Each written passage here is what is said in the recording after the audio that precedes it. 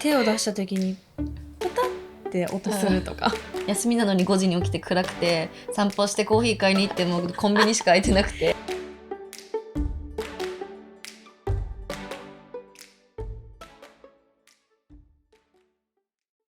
今日は頭を真っ白にできるかできないか、はい、それについて話したいと思います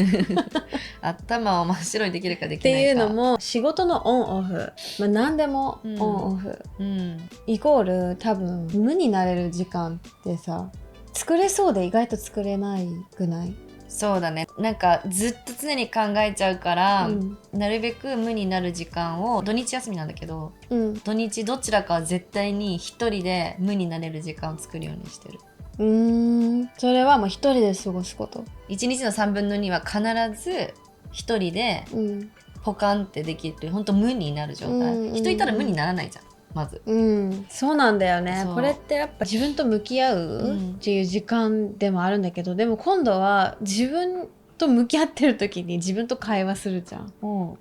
ああしたいとか、いいポジティブなことでもネガティブなことでも両方だけど、じゃあ明日のことをどう準備しなきゃとか、じゃあ旅行、今はねそんなあれだけど、なんかどこに行きたい、じゃあ行くまでの予定を組むとか、なんか常にいろんなことを並行してて頭の中で。特に今はじゃあどっかに行くにしろ自分の用意もそうだし、子供のバッグもそうだし、全部の準備をこう考えたり、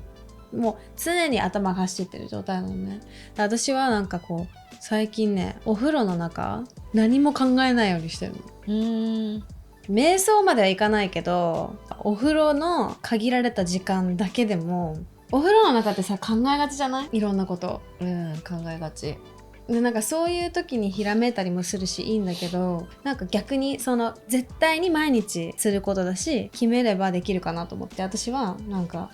お風呂の中で無を意識するっていうのやってるのね。めっちゃスッキリするの本当に。それで10分15分だけでもやっぱ考えるの、なんかだんだん考えることを考えるみたいな。考えダメじゃん。そうだけど、それで一回スッて戻って、あったかいお風呂の中とか感じるのね。感じるそういうことじゃない？要はなんか五感をもっと意識する、頭の中ってさ、いろんな未来のこととか過去のことでいっぱいいっぱいだけど、今の五感で感じる。確かに。じゃあお湯触っちゃって熱いよみたいなとか、なんかこう手を出した時にポタって音するとか深いっていうか、なんていうの、ちょっといやすごいとこまで行っちゃってんね、この。でもそういうことじゃない？わかんない。メディテーションも最近よく聞くけど、そういうことだと思うね。なんかこう一回自分の今 Now-ness を意識するっていうのをすごくよく見るし、特になんかいろんなことを常に発信してる人ほどマインドフルネスだっけ、でもそれは、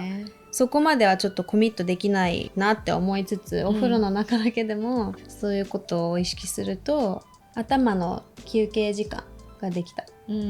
私は多分ベニーはお風呂の中が唯一一人なところだからそう言ってんの、私は別にこのソファーの上でも、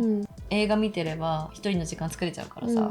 別にリビングでも一人とかできるから全然どこでも一人か。そう一人になろうと思えばね。そうだから別にお風呂はとにかく汗かいてリラックスして温まる時間、私は、でそこで考えるか考えないかっていうのは、私はお風呂の中で本読んでるから最近は。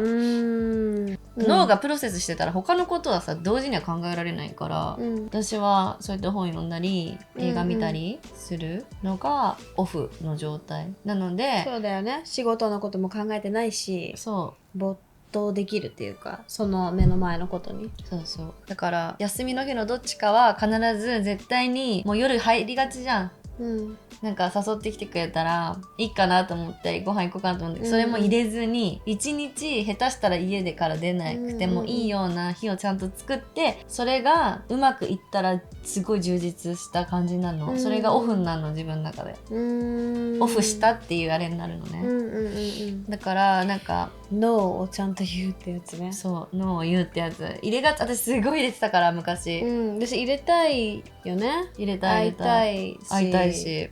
好奇心もあるしさ、でここに出てったらいろんな出会いもあるかもしれないけど、あえてそれを自分のためにノーって断るっていう。そう、断る。大切だね。わかる。大切。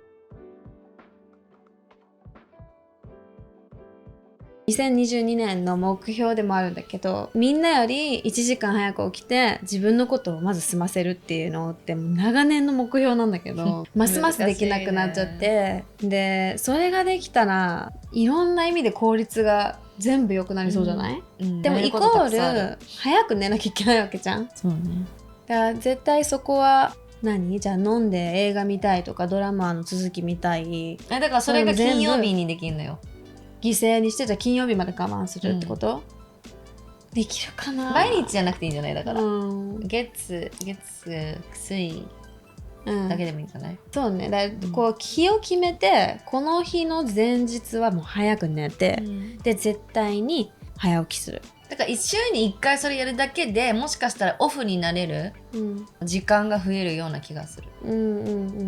だって邪魔されないじゃん、みんなに。メールとか LINE とか邪魔されない時にちょっと週に 2,3 時間増やすだけでももうちょっとオフできる、映画を1本とかってできるかもしれないから、これはいいちょっと提案かもしれない。オフの時間を作るためにこう早起きしたりとかするっていうのは大賛成、あとなんか脳って起きてから2時間から4時間の間が一番働くらしくて、だからそこの時間帯をじゃあなんか家事とか何でもない準備とか、もったいない使う。いやそうだよ、それロジカルに考えてやっぱそうだよ。だから偉業を遂げた人たちはみんな5時に起きて4時間、みんなが起きる前とか出社するぐらいの間に全部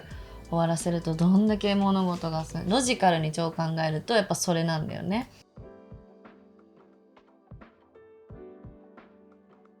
仕事によって違うけど、こう自分がこうインスピレーションを一人でちゃんとこう得られる、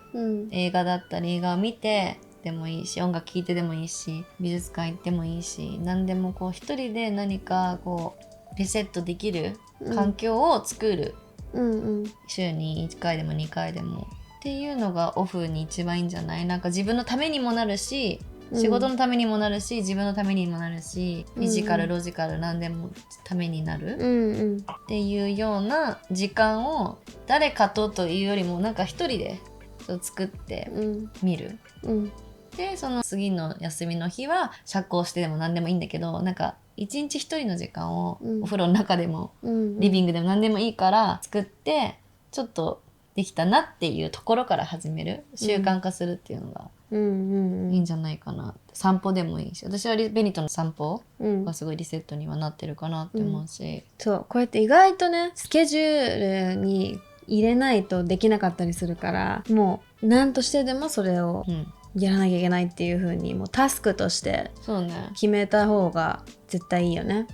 よしやろうって言って意外とやんないからね。もうこう私はそういう自分との無の時間をもうストイックにそこは決めるようにはしてる、だから休みの日に意外とスケジュールしちゃうのもいいのかも。今言ったみたいに、半身浴何時間何時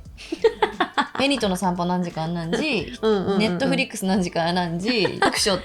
いかもよそれ。だっててかまずやってみて、意外とできないよねできないっていうことにまた気づかされるかも、どれだけ自分の仕事はスケジュール通りにできるのにこなせるのに、プライベート多分スケジュール組んでも意外とね、思うようにいかないよね。そうやってみない？プライベートの時間を自分でじゃあ理想の休みの日をもう超細かく Google カレンダーとか何でもいいんだけど入れて、それ通りにやってみる。やってみる。休みなのに5時に起きて暗くて散歩してコーヒー買いに行ってもコンビニしか空いてなくて一番疲れるかもしれない。休みなはずなのに面白いね、人ってね。休みって何って結局なるっていうじゃあ最後に Let's focus on ourselves ね、Focus on you、Focus on you っていうブック書こうよ嬉しそう、Focus on you ね。 Focus on you、はい、じゃあ本書こう。 Cheers 5時からね。